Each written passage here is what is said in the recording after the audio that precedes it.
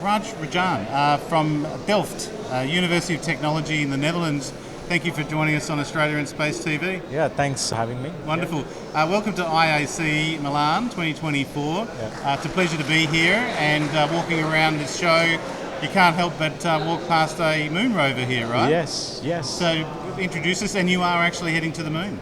Yes, Lunar Zebro is the name of the project. It's a Lunar zes-benige robot, which means six-legged robot. Yes. It's one of the smallest robots built in Europe, built by students and staff and all the support structure that we have in the Netherlands.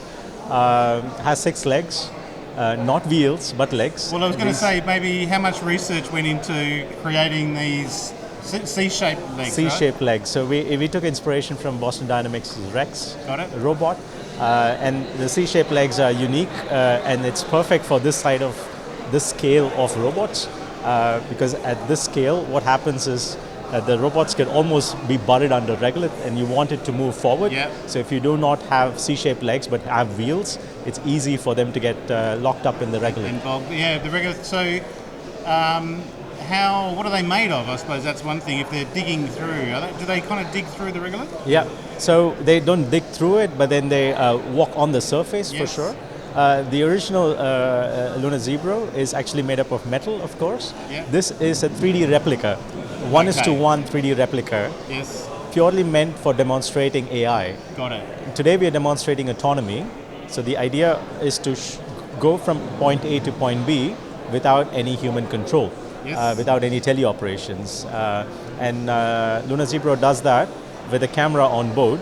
It avoids obstacles and finds its own path from point A to point B. What type of research is it doing? Is it doing some tests or anything like that? So currently we are treating this exhibition as an analog mission in itself. Got it. And we are doing tests on how successful we are in going from any arbitrary point A and point B within the field of interest. So just testing the autonomy right now. Correct. And what is our reachability? How accurate is the chassis there in terms of the size and design? It's barely a few tens of millimeter off.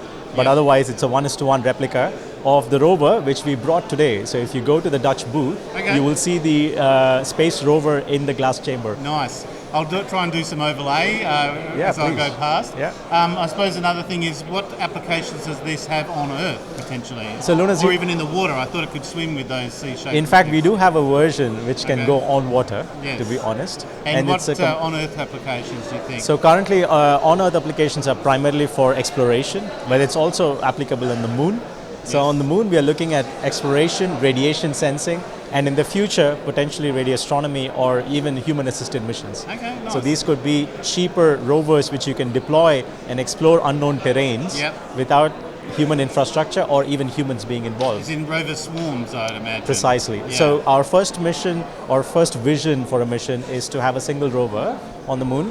But the longer term roadmap is to have a swarm, where we will do cooperative swarming. Are you doing drones as well, or are you just purely focused? I am. You're a professor level. Yeah, I'm a professor, so I work on AI for multi-agent systems. Students just do what you tell them to do. Yes, I have multiple projects. I work broadly on AI for multi-agent systems. So I have projects running on multi-agent drones, multi-agent rovers, but also automotives, for instance. Okay, and what other sort of commercial applications have you got going at the moment as well? From the rover perspective? Not yet in the Netherlands, but we are open to any kind of exploration and sensing. That's the potential of Lunar Zebro. I imagine your platform, the autonomous operation platform, has various applications. Absolutely. So we do test the algorithms on drones as well. So like, for instance, drones in rainforests or green areas or exploration of unknown terrains. And that's subterranean as well? Also, yes. So moving from 2D to 3D, we've tested similar algorithms there.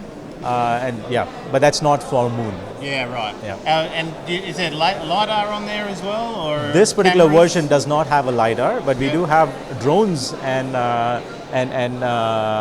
other rovers with LiDARs on them. This particular version only has a camera.